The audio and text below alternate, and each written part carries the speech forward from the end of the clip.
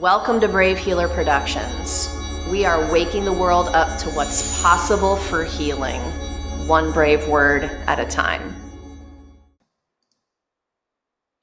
Welcome, everyone. I'm Laura DeFranco, the CEO of Brave Healer Productions and Brave Kids Books, where we have a mission to wake the world up to what's possible for healing, one brave word at a time. And here today to help me with that mission are some of the amazing authors of a new book that we have coming out through Brave Kids Books. It's called Brave Kids, short stories to inspire our future world changers. This is volume 2 in our amazing magical series, you guys. And before you meet the authors today, I really want to say a huge thank you to KJ Kashula. She is our lead author of this brilliant book and the entire project. She's also the Brave Kids Books director around here. Kelly, your mission and vision for this book and this series was huge. And I'm so grateful for that vision, that mission, the way that you pulled together this stellar group of expert authors. And I have so much gratitude in my heart for everything that you do for Brave Healer Productions and for me. So thank you so much. We would not be here without you. This series is, I keep using the word magical. It has an other level energy, this book specifically, and you're about to hear a little bit of that magic today from our authors. Eileen Paninsky is a high school junior and aerial artist who overcame selective mutism. Welcome, Eileen. I have Kelly Doherty with me. She's a grief counselor, passionately guides individuals through their grief journey and empowers professionals with innovative resources and training. Welcome, Kelly.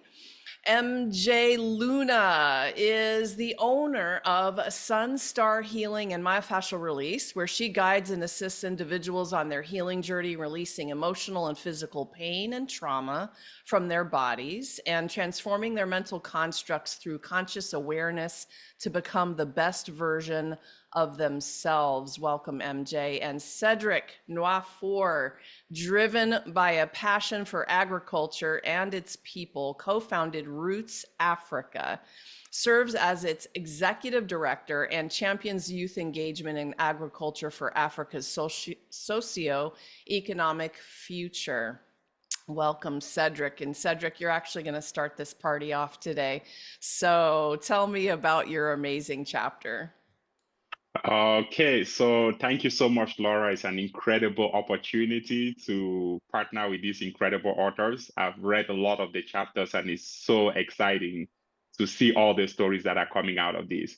When I started this chapter, I wrote it with at least my inspiration came from my two girls, Zuri and Kiki. I wanted them to um, learn to be inspired by the change making work that we are doing in Africa. And my goal was really to teach them about resiliency, how to not give up. Even when you are down, how do you get back up overall? I wanted them also to learn about the wisdom in learning from your elders, but not being hindered by that, and also getting their own identity and choosing their own path. An opportunity for them to blend those two. And I think when you hear the tractor, you would say, hey, what is it about this little green tractor that is magical enough to teach a kid resiliency, to teach a kid that, hey, there is wisdom in your elders, but to also teach them that you have to find your own path. So that's just a teaser of what inspired this book, why I wrote the chapter overall. But as I've read my own chapter and looked at the other chapters, I saw a really amazing blend of different stories that really pushes kids to become brave change makers in the world. So I'm really excited to be partnering with each and every one of the authors that you will hear from today. Thank you so much, Laura, for making this possible. Oh, thank you, Cedric. And you guys, we're going to be supporting Roots Africa through the book sales in this project. And I've known Cedric for a bit of time now. Love his mission and really, really happy to support. I know Kelly Kashula is as well. Back to that little green tractor. Say what cracked me up about that was like when you're a little tiny kid and you are anywhere around a humongous tractor, there is like something about the machinery. I don't know what it was, and I wonder if you've seen that in your own kids, and or was that you as a kid also? Tell me more Yeah. about that. So this tractor really came from my experience traveling to Idaho, staying with 10 different farmers, standing on one of the farms in Idaho, watching as a tractor was tilling the soil for about 5 minutes. And at that moment, it dawned on me that the amount of time it took for that tractor to till the soil for 5 minutes was equivalent to the amount of time my whole family of five worked on our farm for a whole week. So that tractor became a symbol of resources, expertise, know-how that, if connected to the African continent in a meaningful way, could help elevate farmers out of hunger and poverty. So we took that tractor, created a kid story out of that, that inspires resiliency, that pushes kids to be brave, that helps them to get back up even when they are down. I Thank love you, Laura. the I love all the topics that you're talking about. They're all big, big topics, as you will all see in this book. It's one story after another. These aren't ordinary stories. These are big deal topics that our experts are just brilliantly sharing about in these magical stories. I'm going to say that a magical word a lot today, I think. Cedric, thank you for being here. Thank you. Eileen, tell us about your amazing chapter. Hi, thank you for doing this, Laura. I'm super excited to be here. My chapter, I wrote chapter 21, Cecilia's Flight to Confidence, well, From Shy to Soaring, Cecilia's Flight to Confidence. And it's based on my experience with overcoming selective mutism through friendship and different art forms. So tell And me more about selective mutism, Eileen. This maybe the first time I've heard that term. yes, so selective mutism is where you could be perfectly fine at home talking to your parents or your friends, but then when you're in a different environment, for example, that was school for me or anywhere in public when I was younger, I couldn't get a word out. Were you feeling that in terms of like anxiety or what? Give me a little Yeah, more on that. it was definitely anxiety. I didn't want to be bullied because what drove me into selective mutism and what happens for most children with selective mutism, their peers push them into it, like bullying, mistreatment, etc.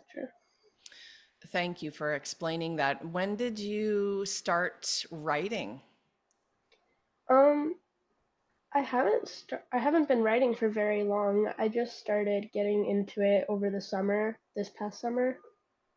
Did you have a favorite teacher in school that inspired you or some other Um, inspiration? um, Definitely my math teacher from 6th grade. Her name was Miss Cote. Yes. We we love to shout out our great teachers, right? I remember one from I think it might have been like fourth or fifth grade English. Thank goodness for those teachers who helped us love what we were doing versus not love what we were Yes. doing.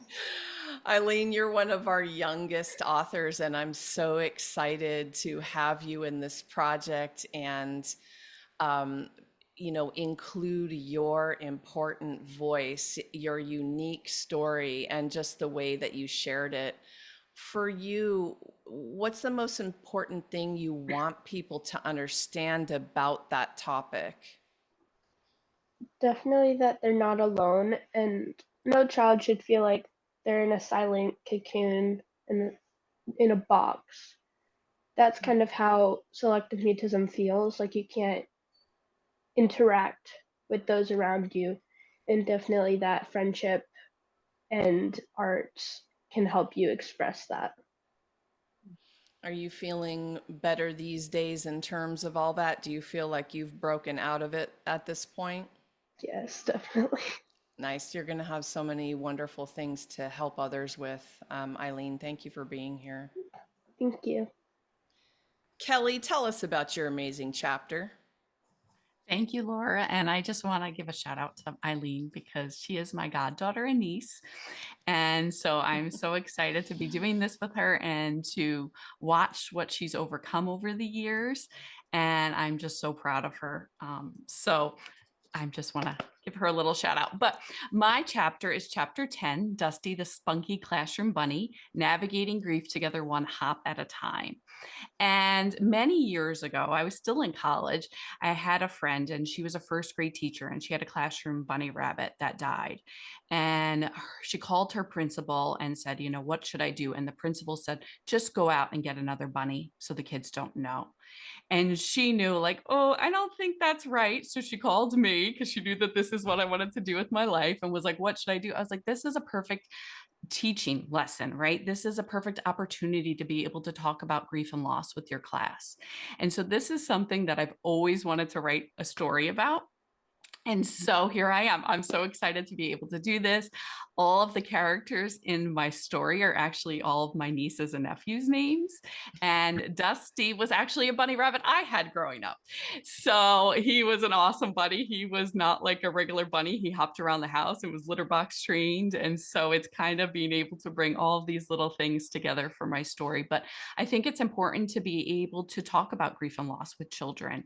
And so I think teachers have this wonderful opportunity when they do have the death of a classroom pet to be able to start that conversation about death and dying because it happens.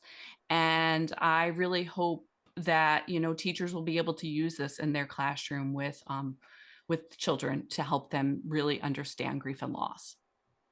You're giving me a little flashback to, I think it was my daughter's classroom hamster pet. And she was the one that was elected to get it as a gift at the end of the semester. So she brought it home, right? And this little thing's name was Sushi. And eventually Sushi died, right? And so that you just so brought me back to this feeling, but also the feeling as a parent of how to handle that discussion. And it's, like you said, so important, such an incredible opportunity to talk about life and death, both. What else do you want to Exactly. say about that? Yeah, I think that's it. You know, we want to shelter children from death and dying, but the reality is 1 in 12 children will have a parent or a sibling die by the time they're 18 years old. And that number more than doubles by the time they reach 25. So being able to start that conversation about life and death at an early age is really important because it does help them prepare. And the majority of children's first experience with death is due to a pet loss. It's about 68%. So being able to talk more about it in a way, I think can be really beneficial and maybe help change our society as a whole because we have a death phobic society. We don't want to talk about it. You know, we don't want to talk about grief because it's heavy and it's hard. But the more that we can do this at an earlier age, maybe the more resilient these children will be as they navigate more difficult losses as they go throughout their life. For sure, the more we normalize those conversations, it becomes a part of how we handle things together. This is such big deal stuff, y'all, for these topics that we're covering in the book. And Kelly, I greatly appreciate your voice. Also, having just published the book called The Grief Experience, you guys. So, if that particular topic is something that you really want to dive a little bit deeper into, please go look that one up. It is a profound collection of experts speaking on that topic specifically. Kelly, thank you for being here. Thank you. MJ, you ready to talk about your chapter? I am. So thank you so much. I am really excited to be here. I'm happy to be amongst everybody else here today.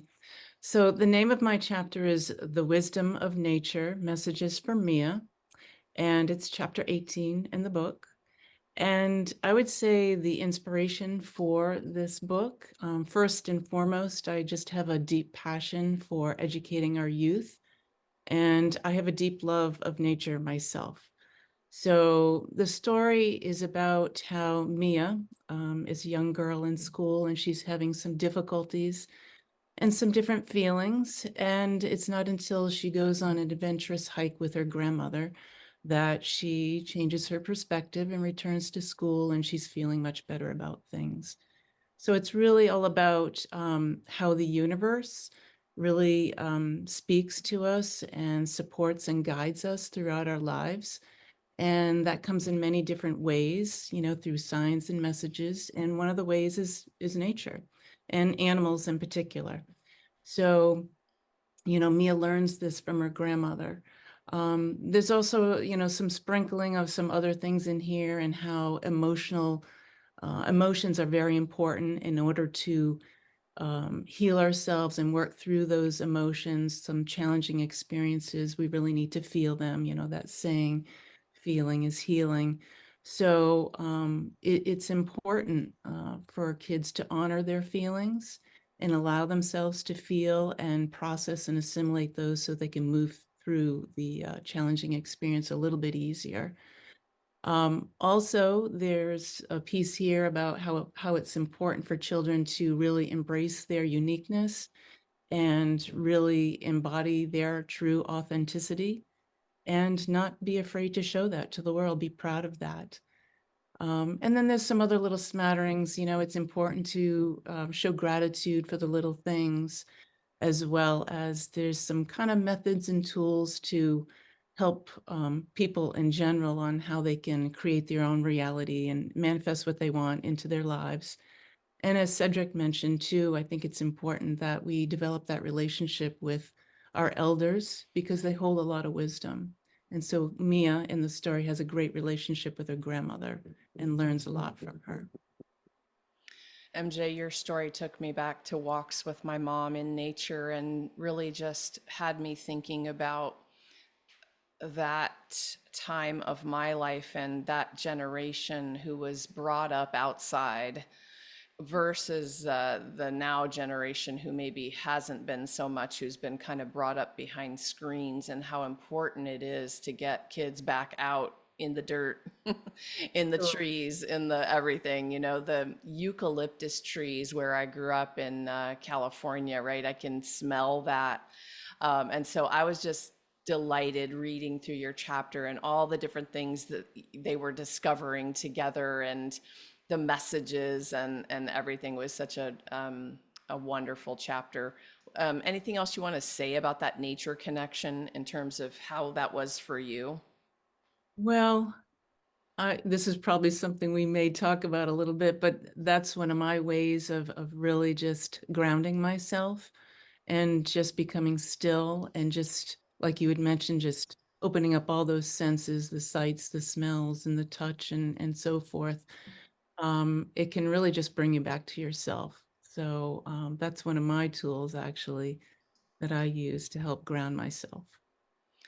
Well, you teased it a minute or two ago into this next question I had for all of you. So this is a perfect segue. And before we go there, just huge thanks to all of you for, not just saying yes to doing this project, but for really pouring your hearts and souls into these stories, and the way that you gave that your energy and intention and attention was phenomenal. It's creating an other level energy for this book that I can't stop talking about, honestly. It's really fantastic.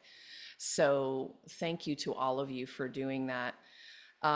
Okay, so MJ talked about this a little bit already, but I want to go into this a little deeper. One of the biggest ways I think we help our kids is to honor their emotions and give them space to feel. And MJ said it, feeling is healing. Feeling is an awareness practice. So one way I've practiced and there's so many, right? One way I've practiced awareness is through journaling. It gives me the space that I need to move thoughts out of my head and onto the page, shift my energy, create a witness to my own thoughts, discover myself. So many things about journaling for me in that connection. Eileen, let's start with you. What's one of your practices or tools that you use to help you? Definitely aerial arts. It helps me put my emotions into that.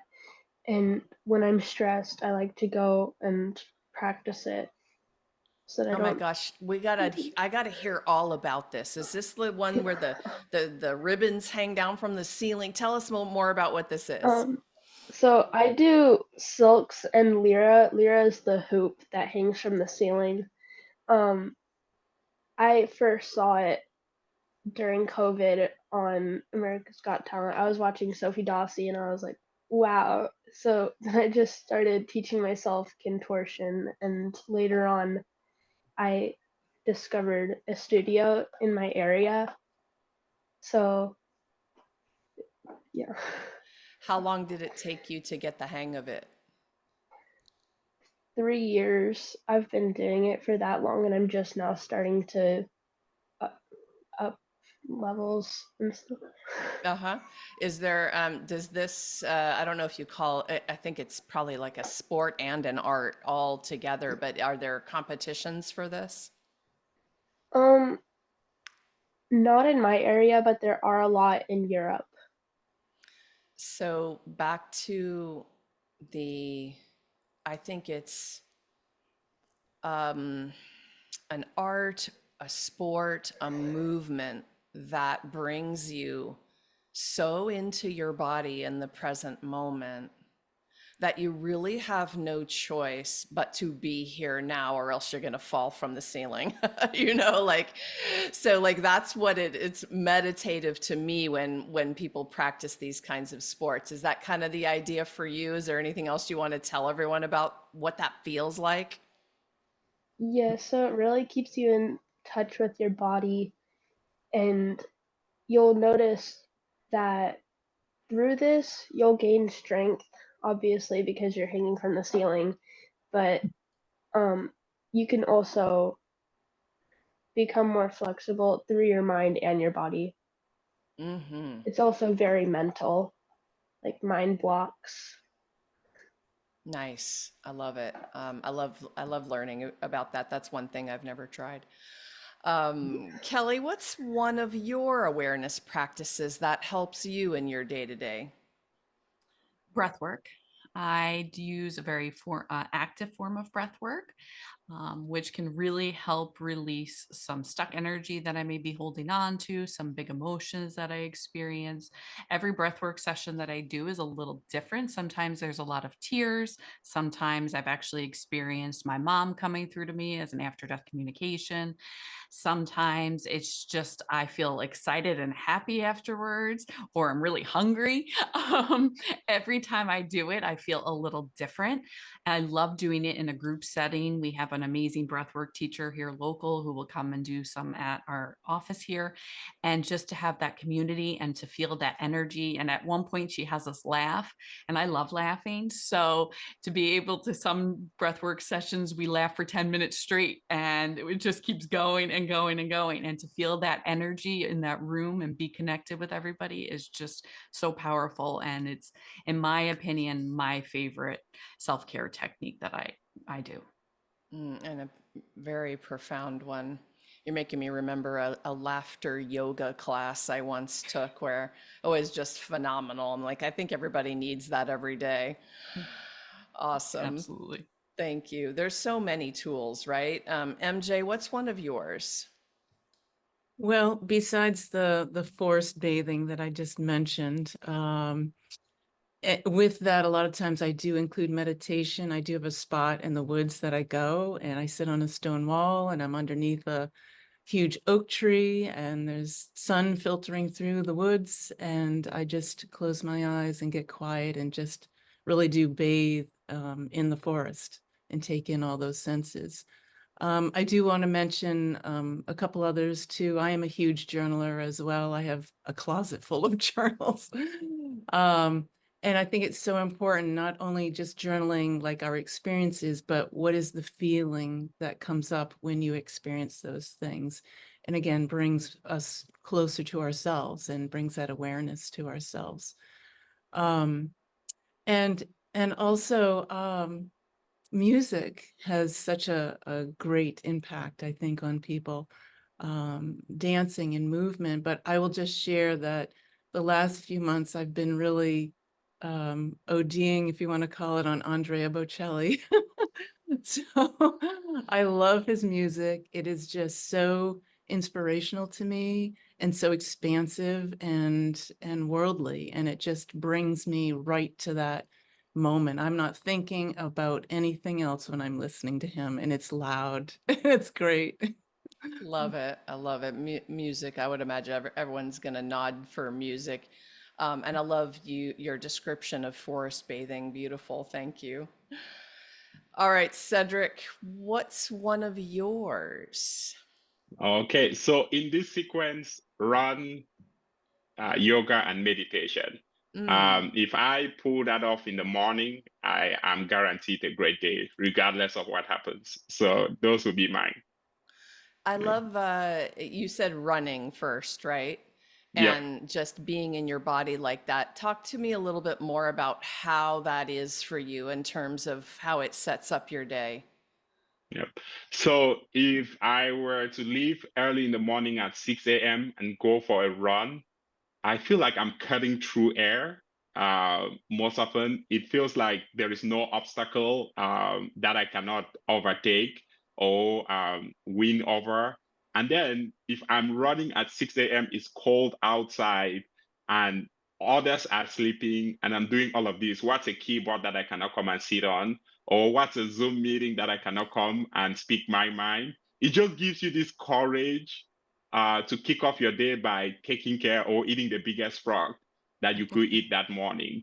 So coming back in, grounding with yoga and some flexibility, and then doing some meditation, it always hits the mark for me.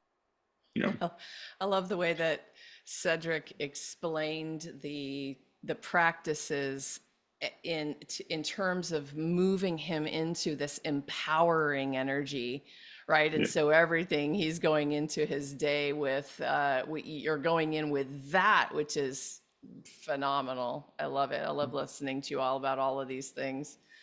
Um, okay, next question is a simple one, but a pretty big question, and it gets back to the theme of our book. Kelly, what's your take on why it's important to help kids be brave? So I think what well, as a therapist who works with a lot of adults, I see a lot of adults dealing with unresolved childhood grief and trauma issues. We always say that children are resilient, and I think that's true on some level, but I also don't think most of us in my office would have a practice if we didn't have adults with unresolved childhood issues. And so the more that we can create opportunities for children to be brave, hopefully that will help them become adults that are happy and healthy. And by teaching them tools to actually use to be resilient, knowing that that resilience is something that they can build and grow, and it's not just something that automatically happens. Being able to give these things and be talking about difficult topics and helping them grow and evolve, we are what the book says, right? We're creating these change makers, these people that are going to be leading our world in the future. And so the more that we can give the support and tools, the better off we're all going to be in the long run. I mean, that is one of the biggest brilliant things of this book is you can read it as an adult and be helped. It is quite amazing like that. Kids, adults, everybody. MJ, why is it important to help kids be brave? So I have a bit of a as Kelly was mentioning here too, a global perspective on this. I think it's the responsibility of the adults in children's lives to really look at how we want the world to be in 10, 20, 30, 50 years.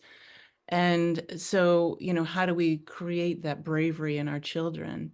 It's so important that children are honored, that what they say it matters, that they're heard and that they matter and that they're loved and supported. And, by embracing, helping them embrace their own uniqueness and be proud of who they are and want to be able to share that with the world. I mean, we're all here for a certain reason. So I think by fostering that in children, then we're really making the world a better place. I mean, the world has so many wonderful things to it, but there's room for improvement. And how do we want that to look? How do we want that to look? And again, by creating this in our own children, the bravery and the courage to just step forward, then we're creating a much more peaceful and harmonious world. And yeah, I mean, when they can develop that sense of self, it develops their self-love. And so therefore they have a core value system that they're not afraid to show and show their gifts to the world and be proud of that. And then again, it just causes a whole ripple effect. It really affects humanity and the collective in general. So that's why it's important for kids to be brave. Big potato stuff, you guys. Big potatoes. I love what you said. The world, there are wonderful things and there's room for improvement. That's for sure. Cedric, why is it important to you to help kids be brave? So last on Sunday, my two girls were at Bible studies, and the eldest was talking quite a bit, and I saw a little girl kind of make a face, and to myself that was kind of scary to see, like, oh, would my daughter end up being bullied? Like, they, as a parent, they all of these variables that sometimes when I think of how people may try to hurt my girls, I almost cry already, worrying about what that experience would be for them. And to me, for a kid to be brave is the one thing that we can control as the writers of this book and as parents, and to give them the courage that regardless of what is happening, you are still loved. Regardless of what's happening, this is how you deal with grief. Regardless of what's happening, this is how you get back up. And I will give a shout out to Susan, my writing buddy, during this whole process. After I gave her my chapter, one of the biggest thing that one of the her best quote out of it was this one: fear is a story we tell ourselves, a shadow in the corners of our courage, waiting to be eliminated by the light of our brave hearts. So to me, I really think being able to challenge, to give them those tools to be brave and understand that, hey, this is just false expectations appearing to be real, allows your kid to thrive even when you are not there, because you're not always going to be there. That's why it's important to help kids be brave.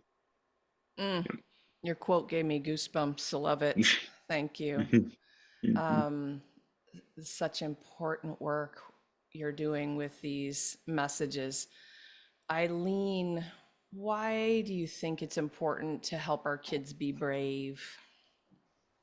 I think it's important because with Cecilia, the main character of my book, if she hadn't had joined that Girl Scout troop that her teacher and mom said that she probably wouldn't have become the person she did. She would have still been that quiet girl in the back of the class rather than growing in herself.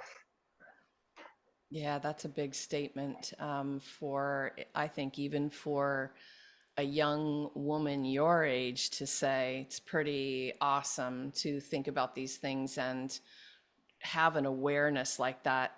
Oh, all of you, awareness is everything. You're dropping golden nuggets of that today for everybody who's listening. I want you to know how important that is and how important these messages are.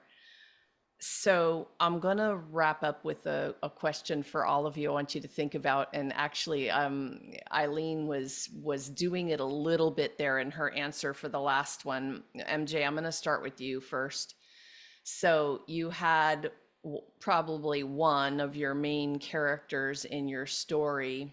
I would love to, I would love for you to remind us of their name and what are the last words you want to leave our listeners in their voice.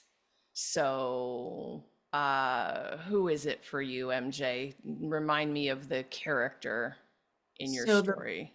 the main character or characters is Mia, who is a young girl, and then her grandmother. Okay. So, What's their message for our audience today? so Mia, I think it would be, well, maybe for both actually, is just to embrace your authenticity and don't be afraid to show who you really are and be proud of that. And don't let anything knock you down, even though there will be hard times, there will be challenges. But if you have that deep sense of self and self-love, then you'll just trust and things will go on and things will be just fine. Yes, perfect. Thank you. I love it. Cedric, who's your character and what do they want to tell us as their message today? Okay, our character is Nami. Um, and Nami is, I think the biggest message for today would be, and I think that's a trend that I've seen with all of our authors, is that most often we talk about how not to be down, how to avoid falling down. But we do not talk about when you're down, what are some of those strands of hope that you can pick up and hold on to pull you out? In Nami's case, it was grandpa. In Nami's case, it was the visitors that came in and kind of gave him that hope, but he still needed to take that courage and challenge himself and be brave to go on that journey. So to me, I think even when you're down, what strands of hope are you holding on to pull you out? And I think that's what a lot of our authors have done here. It's not just talking about how not to fall down, but when you're in the dark, in that despair or in that worry or in shame, how do you get back up? I think that would be the message for Nami today. Awesome. That is huge. Thank you. Eileen, what would your character say to us today? I think that Cecilia would be. I'm trying to think of what to say. Um,